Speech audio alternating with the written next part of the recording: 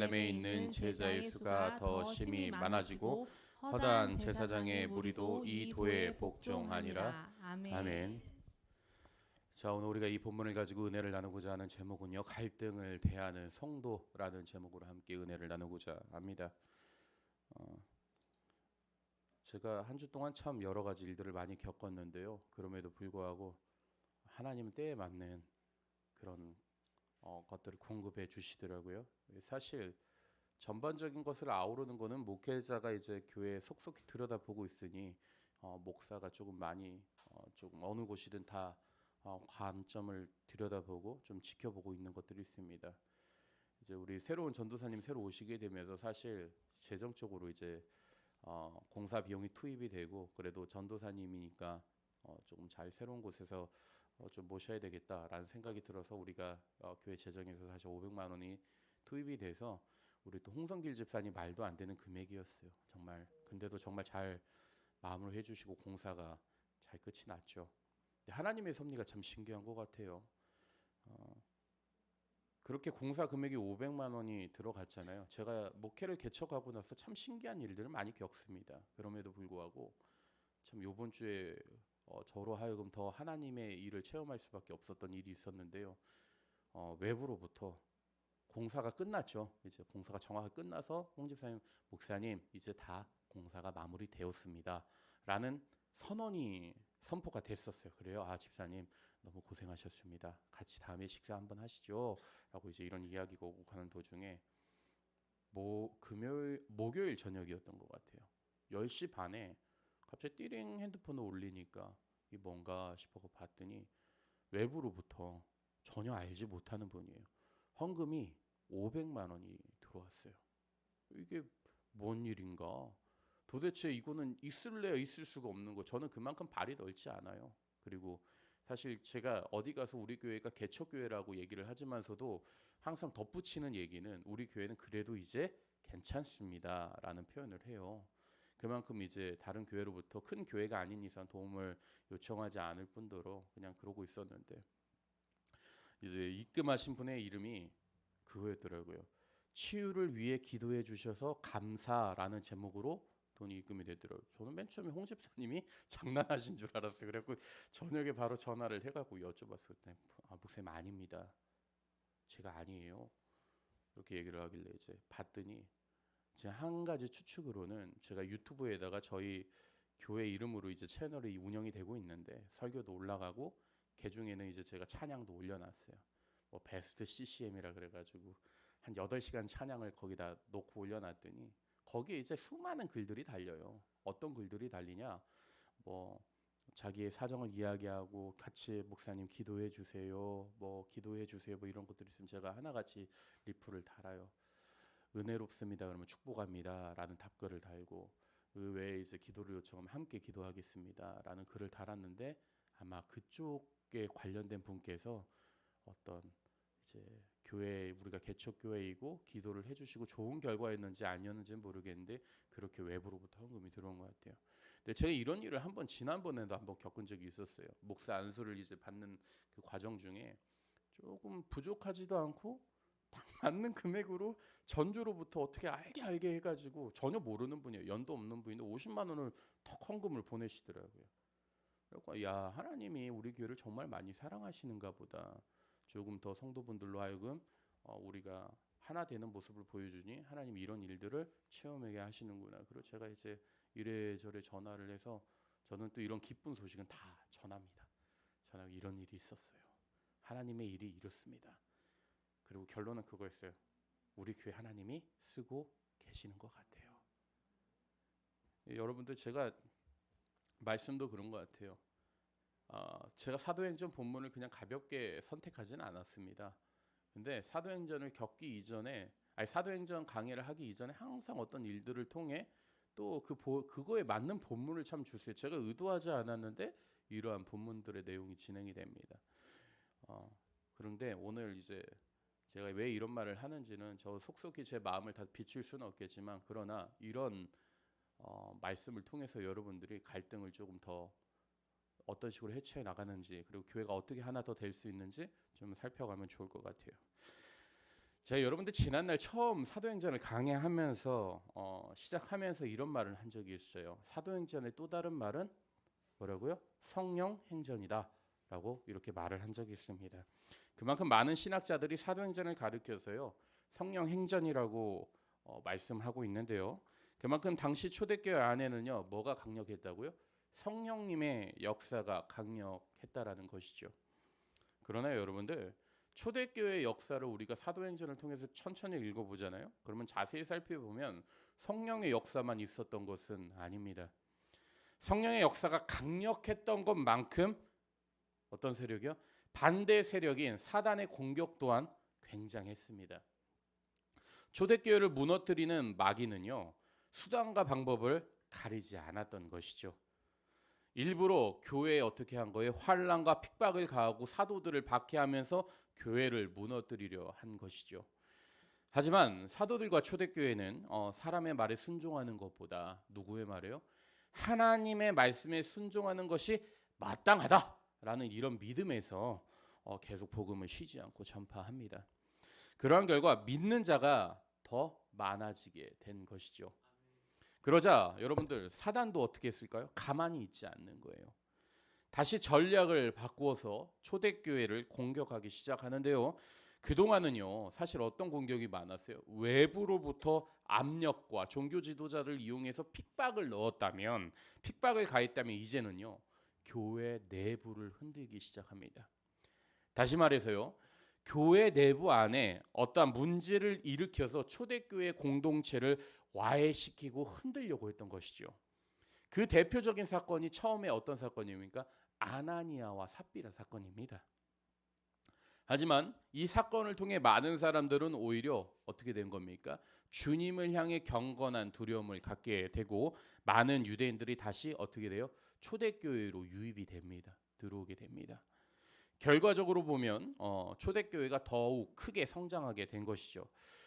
그리고 나서 사탄은 초대교회를 분열시키기 위해서 어떻게 한 거예요? 쉬지 않고 다시 더 강력한 전략을 가지고 계략을 갖고 찾아와서 초대교회 내부를 흔들기 시작하는데요. 말씀을 한번 보도록 할게요. 본문 1절 말씀이에요. 그때 제자가 더 많아졌는데 헬라파 유대인들이 자기의 과부들이 매일의 구제에 빠짐으로 히브리파 사람을 원망하니. 보시다시피 초대교회는 계속해서 성장하고 부흥하고 있었습니다. 하지만 그 모습을 사단 역시 가만히 지켜보고 있을 수만은 없었던 거죠.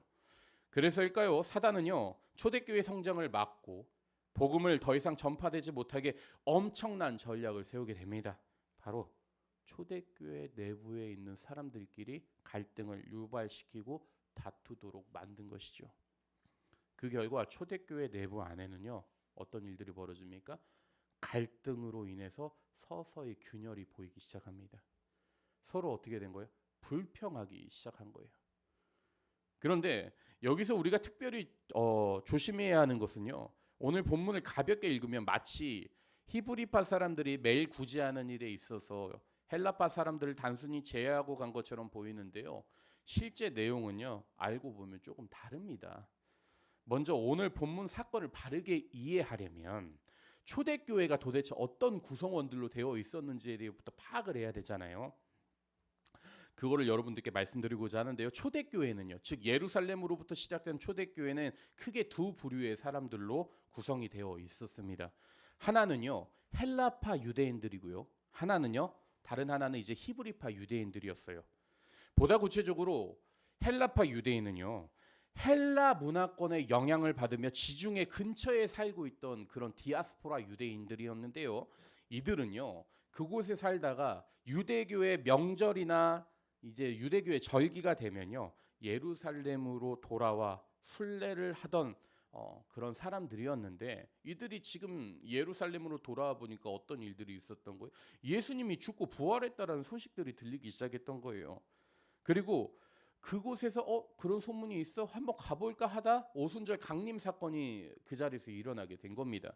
그러니 그 체험을 한 다음에 그 사람들이 자기네 나라로 돌아가야 되는데 돌아가는 것이 아니라 어떻게 된 거예요? 예루살렘에 남아가지고 초대교회 구성원이 되어버리고 만 거예요. 즉 그러니까 자기네 나라를 떠나서 살았다가 강력한 오순절에 성령 마가의 다락방을 체험하고 난 다음에 다시 예루살렘에 거주하게 됐던 것이죠. 그게 누구라고요? 헬라파 유대인들이었어요. 이와 반면에 히브리파 유대인들이 있었는데요. 이들은요 자국어인 어떤 언어를 썼냐면 아람어. 예수님도 우리도 그래서 예전에 듣기로 어떤 언어를 썼다고 들었어요? 히브리어를 쓴 게 아니라 아람어를 썼다라고 이야기를 많이 들었잖아요. 실제로 이 히브리파 유대인들은요 자국어인 아람어를 쓰면서 어디 지역에 머물렀느냐? 팔레스타인 지역에 살고 있던 유대인들이었어요. 이들은요 단 한 번도 자신들의 고향을 떠나본 적이 없는 그런 진짜 그야말로 본토 사람들입니다. 그런데 여기서 중요한 것이에요, 여러분들. 그 사람에게 있어서요, 인간에게 있어서 그 나라 언어를 자유롭게 사용한다라는 것은 여러분들 어떤 의미인 것 같아요? 단순히 여러분들 언어를 그 나라 언어를 퍼스트 언어죠. 즉 제1 외국어, 외국어도 아니죠. 그냥 모국어라고 합시다. 그런 언어를 잘 이해한다라는 의미에서 본다면요. 그 언어를 잘 사용하고 이해한다라는 의미만 있는 게 아니에요. 언어를 잘 구사한다라는 것은요. 그만큼 그 나라에 살고 있다라는 것과 또 뭐예요? 그 나라 문화를 잘 알고 있다라는 것을 의미하고 있는 겁니다. 예를 들면 이런 거예요, 여러분들. 제 모국어가 뭐예요?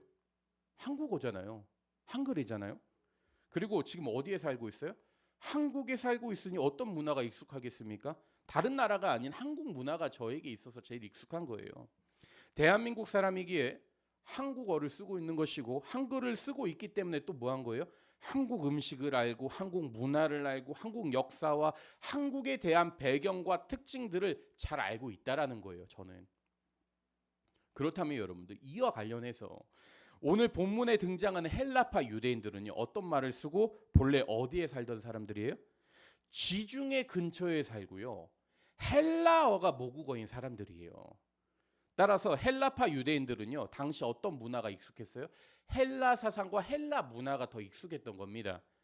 그러다 보니 히브리파 유대인과 헬라파 유대인은요 뒤로 봤을 때는 같은 유대인이기는 했지만 문화에서 오는 차이가 있었던 것이고 언어도 달랐던 것이고 생각하는 그 차이에서도 엄청나게 간격이 있었던 겁니다.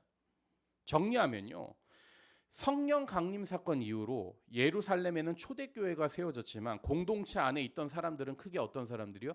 히브리파 유대인, 헬라파 유대인 두 부류의 사람들로 이들은 각각 사용하던 언어도 달랐던 것이고 자라왔던 문화도 달랐기에 첫 번째로는요.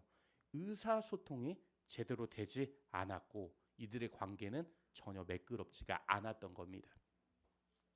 그러면서 여러분들 의사소통도 제대로 되지 않고 관계가 없다 보니 어떻게 됐겠어요? 히브리파 사람들과 헬라파 유대인들이 서로 관계가 점점 멀어지게 됐던 것이고 오해는 더욱더 깊어지게 됐던 겁니다. 그리고는 히브리파 유대인들이 일부러 헬라파 과부들을 빼놓고 구제하게 된다는 그런 오해를 계속 깊게 하게 됐던 것이죠. 그 결과 히브리파 사람들과 헬라파의 갈등은요 더욱 깊어져가고 교회 안에는 더욱더 원망과 불평이 터져 나오기 시작했던 겁니다. 그런데 여기서 이제 우리가 진짜 주목해야 되는 것은요. 사도들이 초대교회 안에서 일어난 갈등을 어떻게 처리했으며 어떤 방식으로 해결을 했는가인데요. 계속해서 우리 한번 말씀을 보도록 할게요. 본문 2절 말씀이에요. 화면을 잠시 주세요. 12사도가 모든 제자를 불러 이르되 우리가 하나님의 말씀을 제쳐놓고 접대를 일삼는 것이 마땅하지 아니하니. 여기서 우리가 특별히 주목해야 되는 단어가 바로 접대인데요. 영어 성경인 킹 제임스는 이것을 두고 서비스 테이블, 즉 직역하면요 식사 섬김, 즉 식사를 섬기는 그런 봉사를 이야기하는 건데요. 다시 말해 앞서 1절에 기록된 초대교회가 행했던 구제라는 게요. 바로 과부들에게 식사를 제공했던 그런 일들을 의미합니다. 그런데 여기서 흥미로운 것은요. 그 당시 초대교회가 조직화된 그런 모습이 아니었기 때문에 누구를 막론하고요. 식사 섬기는 일에 모두가 함께했다라는 사실입니다. 쉽게 말해 말씀을 전파하는 사도들도요. 식사 섬기는 일에 적극적으로 참여하면서 앞치마를 두르고 식사를 계속 섬겼던 거예요. 그리고 초대교회 부족한 일순들을 직접 사도들도 도왔다라는 겁니다. 하지만 여러분들 제가 계속해서 말씀드렸지만 초대교회가 어떻게 된 거예요? 갑자기 폭발적으로 성도 수가 증가하게 됩니다. 늘어나게 됩니다. 그 결과 구제 대상자들도 그만큼 어떻게 됐겠어요? 비례하니까 증가하게 됐겠죠. 그러다 보니 어떠한 대책이 필요했습니다. 사람들을 구제하는 일에 있어서 효과적으로 대응하기 위해 이들에게도 어떠한 방법이 필요했던 것이죠. 그 결과 사도들은 공동체와 함께 서로 의견을 나누며 접대하는 일을 도맡아 할 그런 사람들을 교회 안에 세우게 되는데요. 본문 3절 말씀이에요. 한번 보도록 할게요. 형제들아 너희 가운데서 성령과 지혜가 충만하여 칭찬받는 사람 7을 택하라. 우리가 이 일을 그들에게 맡기고. 이처럼 사도들은 사람들을 구제하는 일에 있어서 사람을 선택해 세우기 시작합니다. 그런데 여기서 우리가 주목해야 되는 것이 사도들이 초대교회 안에 일어난 문제와 갈등을 두고 어떻게 대처를 했는가입니다. 당시 사도들은요, 초대교회 안에 생긴 문제들을 그 크기에 따라서 비례해서 작다고 여기거나 그 소리들을 무시하지 않았다라는 거예요. 힘의 논리에 따라서 그 갈등을 해결해주고 인원이 적다고 해서 가볍게 여기거나 짓누르지 않았다라는 겁니다. 즉 본문의 사도들은요, 소수였던 그 당시 소수였던 헬라파 유대인들이 가졌던 불만을 그대로 두지 않고 함께 고민하면서요, 그 갈등을 해결하고자 노력했던 겁니다. 이와 관련해서 여러분들 우리도 마찬가지예요. 교회 안에서요, 한 성도의 신음소리에도 우리는 귀를 기울이면서 주목해야 되는 것이고 여러분들 다 같이 관심을 가져야 된다는 거예요. 이건 목회자에게만 해당되는 사항이 아닙니다. 모든 성도라면 모두가 다 교회 안을 돌이켜보고 챙겨야 된다는 거예요. 어떤 힘의 논리에 따라서 그 영혼을 돌아보고 힘의 논리에 따라서 그 영혼을 찾아가는 것이 아니라 한 영혼의 소리에도 관심을 가지고 가야 된다는 거예요. 그럴 때 교회가요, 교회다울 수 있게 된다는 겁니다. 자 보세요. 12사도들이 초대교인들을 불러서 어떤 제안을 합니까? 소수의 사람들이 불만을 가졌다고 해서 그 문제를 그대로 두거나 방치하지 않았다라는 거예요. 오히려 적은 인원이었지만 그들의 소리에 온전히 귀를 기울이고 갈등의 구조를 해결해 주고자 노력을 합니다. 쉽게 말해서 예전에 여러분들 조금 이해를 더 돕기 위해서 제가 두 부류의 파가 있다 그랬잖아요. 초대교회요. 헬라파 유대인들이 훨씬 적은 인원수였어요. 그러니까 거의 한 10의 8은 히브리파 유대인들이었고 10대 2 정도는 헬라파 유대인들이었던 거예요. 근데 지금 어디서부터 원망이 나온 거예요? 헬라파 유대인들로부터 이제 원망과 불평이 막 터져 나오기 시작했던 거예요. 그거를 지금 사도들이 그냥 가만히 듣고 방치한 것이 아니라 야 니네는 조금 적으니까 좀 잠잠해 이런 게 아니라 적은 소리에도 귀를 기울이고 같이 일을 해결해 주려고 갈등을 해결해 주려고 노력했다라는 거예요. 그렇다면 여러분들 이 지점에서 궁금한 것이 있어요. 사도들은 어떻게 편협하지 않을 수 있었던 걸까요? 대부분 다수의 논리와 세상은 그렇잖아요. 다수의 논리와 힘의 논리를 따라가기 마련인데 어떻게 이 사도들은 편협하지 않고 모두 의견을 수용할 수 있었던 것일까요? 사도들이 이렇게 할 수 있었던 거는요. 그 안에 문제에 대한 결과의 편을 본 것이 아니라 문제의 본질만을 보았기 때문에 가능할 수 있었던 겁니다. 즉 쉽게 말해 이런 거예요. 문제를 해결하고자 할 때 양 끝쪽에 서 있는 사람들과 그 사람들의 숫자를 주목한 것이 아니라 문제의 그 본질, 그 문제가 일어난 원인 이것들만을 집중해서 봤던 것이죠. 그리고 기도하면서 내가 주님의 제자로서 예수님의 제자로서 이 문제를 어떻게 해결해야 할 것인가라는 그런 자세로 일관했던 것이죠. 이런 차원에서 여러분들, 여러분과 저도 마찬가지입니다. 교회에는요 반드시 문제가 생겨요. 갈등이 생깁니다. 그런데 그 문제와 갈등이 생겼을 때 우리가 어떠한 그 누구가 그쪽에서 의견을 냈느냐 그거를 주목해서는 안 된다라는 거예요. 뭐를 봐야 된다고요? 원인과 본질만 봐야 된다라는 거예요. 그런데 여기서 정말 중요한 것은요. 여러분들 여기서 이제 진짜 핵심이 나옵니다. 마귀가 아까 처음에 제가 언급을 했죠. 그럼 우리가 문제의 원인과 본질을 보려고 할 때 마귀는 어떻게 할까요? 문제의 원인과 본질을 보지 못하게 막는다라는 거예요. 구체적인 예를 들면 이런 거예요. 여러분들 라면을 먹으려고 제가 물을 끓이고 있는데 저희 집사람이 옆에서 갑자기 여보, 스프부터 먼저 넣어야지. 왜 면부터 먼저 넣으려 그래? 혹은 반대로 왜 면을 먼저 넣으려 그래? 스프부터 먼저 넣지. 이렇게 얘기할 수 있겠죠.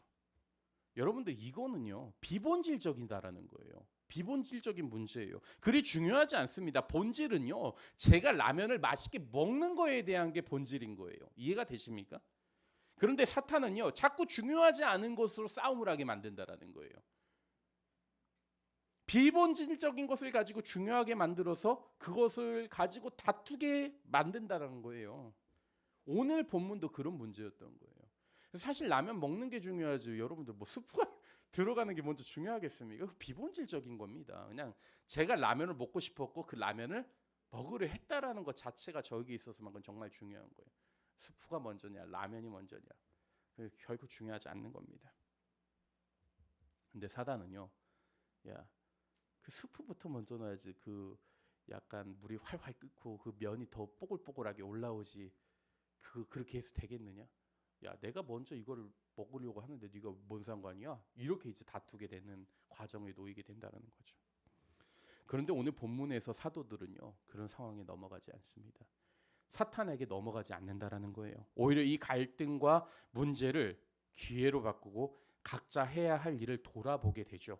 그리고 이렇게 결론을 짓게 됩니다. 본문 4절 말씀을 볼게요. 화면을 잠궈 주세요. 우리는 오로지 기도하는 일과 말씀 사역에 힘쓰리라 하니. 이처럼 사도들은요, 문제의 본질을 보고 초대교회 갈등 안에서 본질적인 문제를 깨닫고 구제에 전념할 7 집사를 뽑도록, 그리고 자신들은 이제 기도하는 일에 전념하고 말씀 사역에 전념하겠다라고 결정합니다.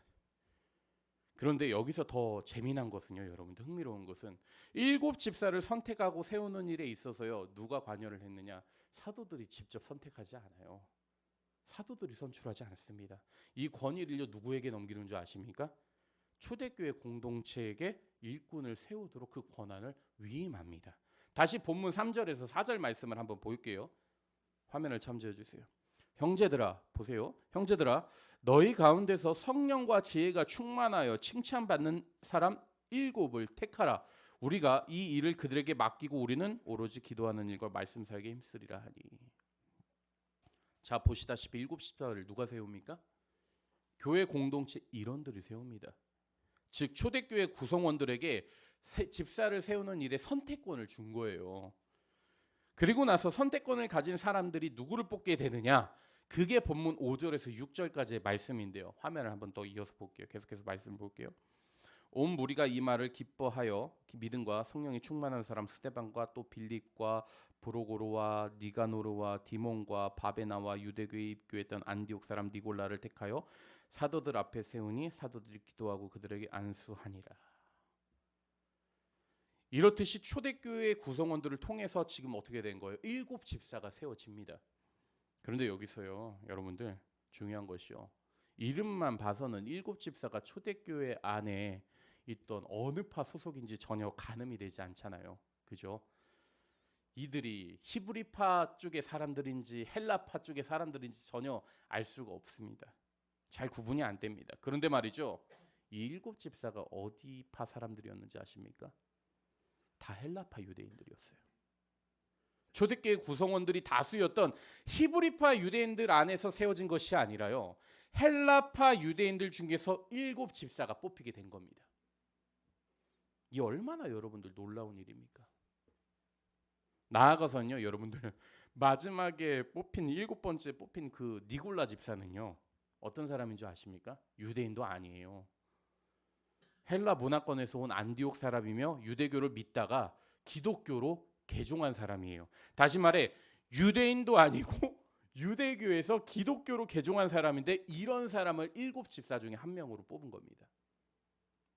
이게 바로 성령 충만한 초대교회가 보여준 모습이에요. 이런 차원에서 여러분들 어느 곳이든 갈등이 생길 수 있습니다. 사람이 모이는 곳에는요, 곧 문제가 무조건 발생한다라는 거예요. 다만 문제나 갈등이 발생했을 때 성도로서 그리스도인으로서 어떻게 대처하느냐가 중요합니다. 모든 성도는요, 누구를 막론하고 교회 공동체를 건강하게 성숙하게 만들어가야 할 책임과 의무가 있습니다. 그래서 본문의 사도들도 초대교회에 생긴 갈등을 자신들 안에서 해결하지 않고 어떻게 해결한 거예요?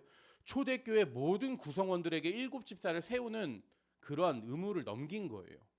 그리고 구제를 도맡아 할 일곱 집사를 그들로 하여금 뽑게 하여서 문제를 해결하게 한 겁니다. 그리고 초대교회 모두가 공동체에 관심을 갖고 책임을 지며 의무를 다한 덕분일까요? 초대교회 시스템을 다시 재정비하고요. 초대교회는 더 큰 부흥의 길로 들어서게 되는데요. 본문 7절 말씀을 한번 볼게요. 화면을 점져주세요. 하나님의 말씀이 점점 왕성하여 예루살렘에 있는 제자의 수가 더 심히 많아지고 허다한 제사장의 무리도 이 도에 복종하니라. 여러분들 여기서 특이한 게 보이십니까? 사도들이 문제의 본질에 집중하며 초대교회 교인들 역시 공동체에 관심을 갖고 책임을 지고 의무를 다하니 하나님의 말씀이 점점 왕성하고 제자의 수는 더 심히 많아지게 됐다라고 지금 기록을 하잖아요.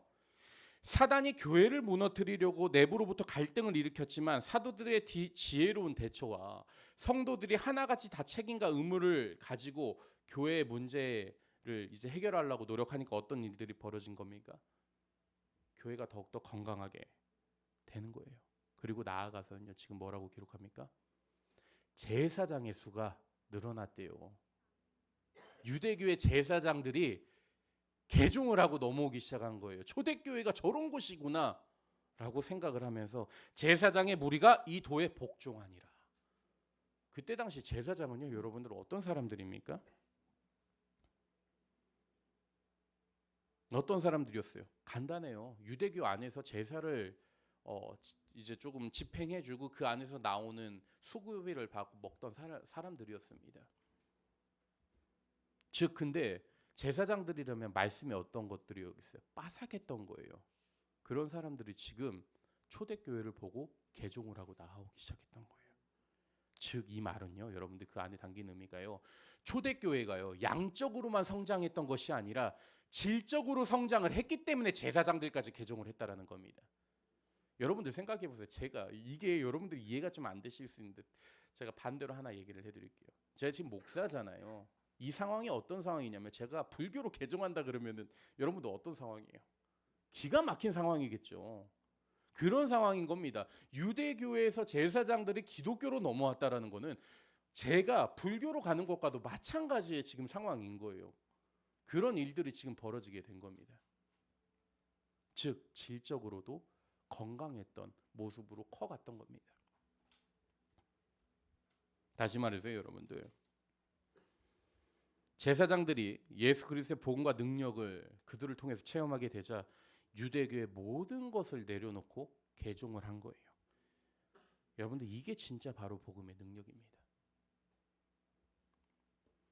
초대교회 내부에서 시작된 갈등이 사도들의 현명한 대처와 초대교회 구성원들이 의무와 역할을 다한 나머지 유대교회 제사장 무리도 예수님이 전하신 그 도의 복음에 복종한 것이죠.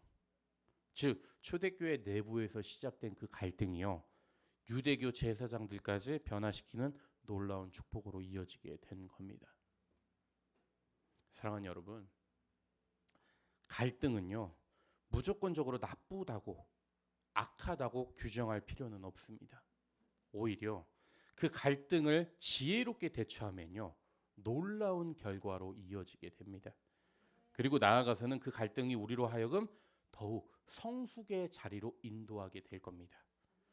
자, 이제 말씀을 정리하고 싶습니다. 우리는 초대교회를 떠올릴 때 오늘날 완벽한 교회의 모델이자 그 당시 은혜가 넘쳤던 공동체만으로 생각하는 경우들이 있는데요. 사실 초대교회 안에는 우리 시대의 교회처럼 갈등과 문제가 여전히 그들 안에도 있었습니다. 뿐만 아니에요. 초대교회 안에는 파벌까지 나눠졌던 것이 바로 초대교회 공동체였습니다. 보다 구체적으로 초대교회가 수적으로 성장하자 교회 안에는 업무량이 많아지기 시작합니다. 그리고 성도들을 구제하는 일에 있어 형편성이 어긋나며 점점 분열이 일어나기 시작한 것이죠.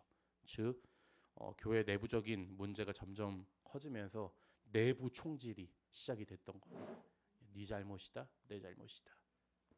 그러자 사도들은 무언가 잘못되어 가고 있음을 감지하고 하나님 안에서의 문제의 본질을 보고자 노력합니다.